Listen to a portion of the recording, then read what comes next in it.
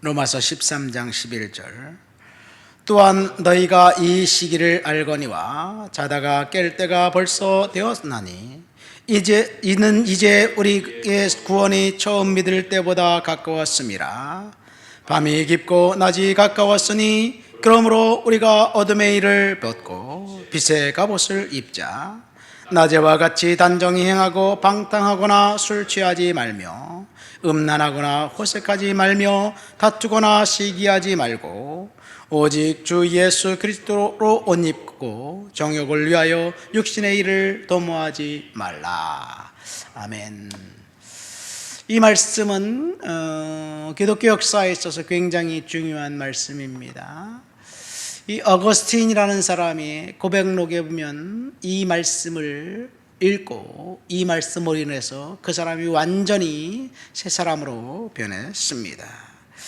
밀라노에 그가 있었을 때 심란하고 답답해서 이제 정원을 거닐고 있을 때 이 말씀의 소리를 들었습니다.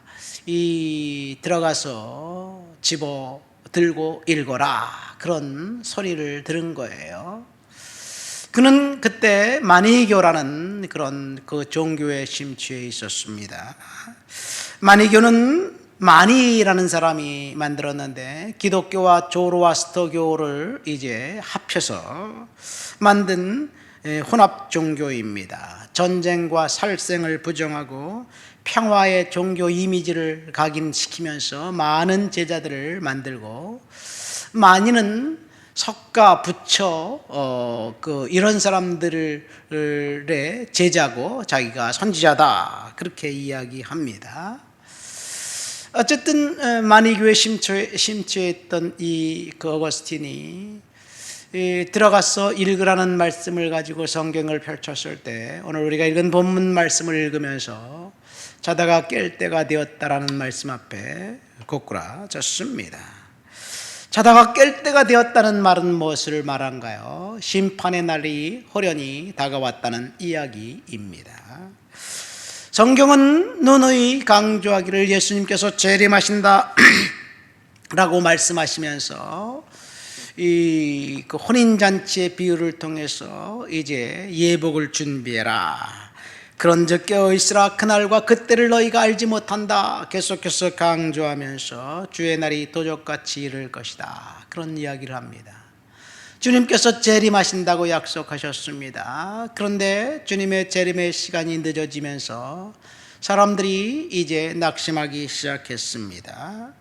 C.S. 루이스라는 사람이 왜 사람들이 그 주님의 재림을 믿지 않는지 세 가지를 이야기했습니다. 첫 번째, 주님이 재림하신다고 약속하셨는데 아직까지도 그 재림의 약속이 더딘 것을 볼 때 사람들은 주님은 거짓말하셨다, 그렇게 생각한다는 이야기이지요. 데살로니가 교회 성도들은 자신들이 이제 죽기 전에 주님이 재림하실 것이라고 믿었습니다.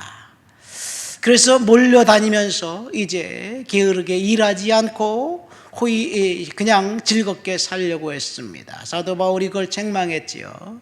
예수님의 제자들 역시 자신들이 살아있는 동안 예수님이 재림하실 것이라고 믿었습니다. 그러나 재림하지 않는 것을 보면서 사람들이 아직도 재림하지 않았다고? 노노, 주님이 거짓말하신 거야, 그렇게 비난한다는 이야기죠. 두 번째, 사람들이 재림을 믿지 못하는 것은 이 세속주의의 영향이라는 거예요. 특별히 진화론이 예수님의 재림을 믿지 못하게 만든 것입니다. 교육을 받으면서 이제 사람들은 인본주의 교육 때문에 성경은 더 이상 진리가 아니라고 이야기하면서 성경은 거짓이고 허구고 날조다, 그런 주장을 하면서 거짓으로 이야기한 것이 어떻게 진리가 될 수 있느냐, 이런 이야기입니다. 마지막 세 번째, 사람들이 이 재림을 믿지 않는 이유는 사람들이 잘 살기 시작하면서 물질 문명이 들어오고 난 다음에 수많은 사람들이 이 세상이 전부라고 생각하게 됐다는 이야기예요. 왜냐하면 이 세상이 천국과 같기 때문에 성공적인 인생을 살아가는 사람은 가급적이면 자신이 향유하고 있는 것을 놓치고 싶어 하지 않습니다. 그래서 주님이 재림한다면 다 놔두고 가야 되기 때문에 재림을 믿지 않는다는 이야기이지요. 생활이 윤택해지면서 사람들은 이 세상이 전부라고 생각합니다. 2014년 천주교 추기경 그 바티칸 대변인으로 있었던 지오르기오 셀브로드라는 추기경이 월터포드 위스퍼 뉴스라는 그 천주교 신문에 기고한 것이 있습니다. 그 사람은 바티칸 대변인입니다. 그 사람이 기고한 그 내용이 제목이 이거예요. Jesus not coming back by the looks of it. 무슨 말이냐면 예수님은 다시 오지 않을 것이다, 그런 이야기지요. 그 내용은 이렇습니다. 지금의 상황을 보아서 예수님의 재림이 있을 것 같지 않다. 2000년 전 제자들에게 곧 돌아온다고 했지만 지금까지 아무런 기미가 없었다. 아마 제자들에게 이 말을 했을 당시 예수는 포도주를 마시고 있었을 것이다. 물론 포도주를 만드는 능력은 좋은 점과 나쁜 점이 있었던 것 같다. 자신의 술 취해 지키지 못할 말을 한 것이다. 우리는 술 취할 때 지키지 못할 말을 하는 경우가 있다. 예수도 다르지 않았다. 예수는 지금쯤 인간을 위한 다른 좋은 일을 준비하느냐 정신이 없을 것이다. 추기경이 한 말이에요. 월터포드 위스퍼 뉴스라는 것을 보면 지금도 있습니다. 제가 이 설교 노트를 이 블로그에 올려요.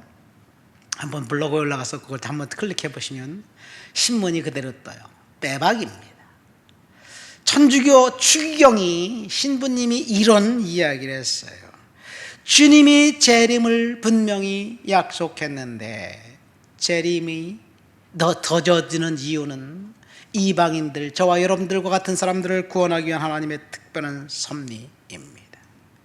누가 죽으면 아무것도 없다고 그렇게 주장할 수 있겠습니까?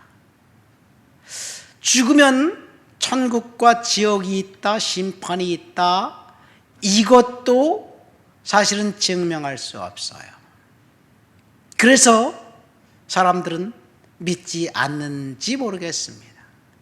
그러고 보니까 죽으면 아무것도 없다, 이 세상이 전부다 라고 생각하는 것도 그 사람의 믿음이고, 죽으면 심판이 있고 주님의 재림은 분명히 있을 것이다, 이것도 믿음입니다.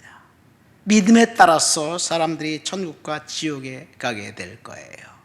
여러분, 증명할 수 없는 것은 과학의 영역이 아니라 종교의 영역입니다.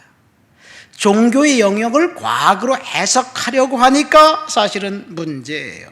성경 말씀은 이 과학적으로 증명하고 논리적으로 따져서 이제 검증할 수 있는 것이 아니에요. 그러면 그거는 신앙이 될 수가 없어요. 근데 성경을 과학으로 증명하려고 하면서 사람들이 뭐 창조하셨다고 증명이 되냐? 그러니까 하나님의 창조는 허구다? 이게 말장난이에요. 이것이 그 사람들의 믿음입니다. 여러분, 자신의 믿음에 따라서 심판받고 천국 가거나 지옥 가게 되어 있어요. 이 죽으면 아무것도 없다, 이 세상이 전부다라고 생각하면 그 사람은 어떻게 살아야지 지혜롭고 현명한 삶일까요? 이 세상이 전부이면 죽으면 끝인데 아무것도 없는데, 그렇다면 오직 자기 자신만을 위해서 수단과 방법을 가리지 말고 돈을 벌고 권력을 쟁취하고 그리고 속이고 빼앗고 사기치고 거짓말하고 성공적인 인생을 사는 사람은 진짜 지혜롭고 현명한 사람입니다. 그래서 가급적이면 남을 속여야 됩니다. 대학생 멘토가 되어서 어느 교수가 청년 대학생들에게 이렇게 얘기했잖아요. 개천에는 송사리, 개구리, 미꾸라지, 올챙이, 가재 이런 것들이 있는데 거기서 평화롭고 조화롭게 사는 것, 자신이 개구리로 태어났으면 개구리로, 가재로 태어났으면 가재로 평화롭게 조화롭게 살면서 아름다운 개천을 만드는 것이 중요하지, 누구나 다 용이 되려고 힘쓰고 애쓰지 말아라. 우리 아름다운 개천을 만들기 위해서 힘쓰고 애쓰고 열심히 살자. 그런 말 하니까 얼마나 사람들, 청년들이 좋아하겠어요. 근데 그 시간 그 사람은 자기 아들, 딸을 용 만들기 위해서 스펙을 조장하고 권력과 지위를 이용해서 정말 파렴치한 일을 저질렀습니다. 왜 그런 일을 저질렀을까? 이 세상이 전부이기 때문에 그래요. 욕심이 과했습니다. 거기까지는 아무도 몰랐어요. 임명직 공무원이 되려고 하자 청문회를 통해서 하나 둘씩 모든 것이 다 드러났고 파렴치한 민낯이 드러났는데 아직까지도 그는 자신은 잘못한 것이 없다고 주장합니다. 왜 그럴까요? 심판이 있고 천국과 지옥이 있다면 그렇게 할까요? 이 세상이 전부라고 생각하는 사람들은 먹고 살고 쓰고 쾌락하고 즐기고 행복하게 사는 것, 이것이 전부입니다. 눈에 보이는 것이 전부입니다. 죽으면 아무것도 아닌데, 끝인데 내가 왜 이 세상에 살면서 가난하게 살아야 되고 피곤하게 살아야 될까? 그렇게 생각하게 되겠지요. 여러분, 그러나 속지 마시기를 예수님의 이름으로 축원드립니다. 성경은 분명하게 심판이 있음을 이야기하고 있습니다. 오늘 본문을 통해서 심판이 있음을 이야기하면서 세 가지 순종해야 할 명령을 이야기하고 있습니다. 첫 번째 12절, 어둠의 일을 벗고 빛의 갑옷을 입자. 어둠은 무엇을 말합니까? 지옥을 말합니다. 분명히 성경은 지옥을 이야기하고 있습니다. 지옥은 꺼지지 않는 불입니다. 영광로, 영원한 형벌의 장소입니다. 이 거지 나사로와 부자의 비유를 통해서 주님이 분명하게 천국과 지옥을 이야기했어요. 혼인잔치의 비유에서 예복을 준비하지 않고 참석한 그 사람들 바깥 어두운 가운데 내쫓아라. 거기서 슬피 울며 이를 갈미 있겠다라고 이야기했습니다. 유다서에 보면 지옥은 영원히 예비된 캄캄한 흑암이라고 이야기하고 있습니다. 부자는 죽어서 지옥 갔고 나사로는 죽어서 천국 갔습니다. 그가 부자였기 때문에 지옥 갔고 나사로가 거지였기 때문에 지옥 간 것이, 천국 간 것이 아니에요.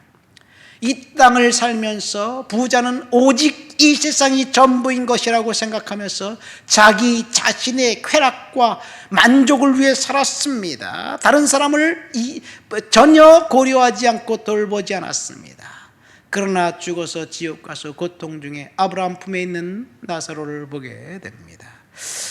빛은 착한 행실이라고 이야기합니다. 우리가 예수 믿고 구원받은 사람으로 착한 행실로 살아야 될 줄 믿습니다. 두 번째, 낮에와 같이 단정히 행하고 술 취하거나 방탕하거나 음란하거나 호색하거나 다투거나 시기하지 말아라. 죄짓지 말라는 이야기예요. 이 세상이 전부라고 생각하는 사람들은 죄를 쌓으면서 오직 자기 자신만을 위해 사는데, 그렇게 살면 하나님의 심판날에 반드시 후회할 것이라는 이야기예요. 세 번째 14절, 오직 주 예수 그리스도로 옷 입고 정욕을 위하여 육신을 도모하지 말라. 이것이 심판을 기다리면서 우리가 살아야 할 것을 이야기하고 있습니다. 심판은 반드시 옵니다. 심판은 반드시 있습니다. 주님은 반드시 재림할 것입니다. 그럼에도 불구하고 과거로 우리의 경험으로 그것은 검증할 수 있는 상황은 아닙니다. 그래서 우리는 믿음을 갖고 사는 거예요. 믿음으로 주 앞에 사시기를 예수님의 이름으로 축원드립니다. 하나님 아버지 감사합니다. 오늘도 주님 앞에 나와 주를 높여드리고 주를 찬양합니다. 심판을 기대하며 믿음으로 살아가도록 주여 도와주옵소서. 예수님의 이름으로 기도합니다. 아멘.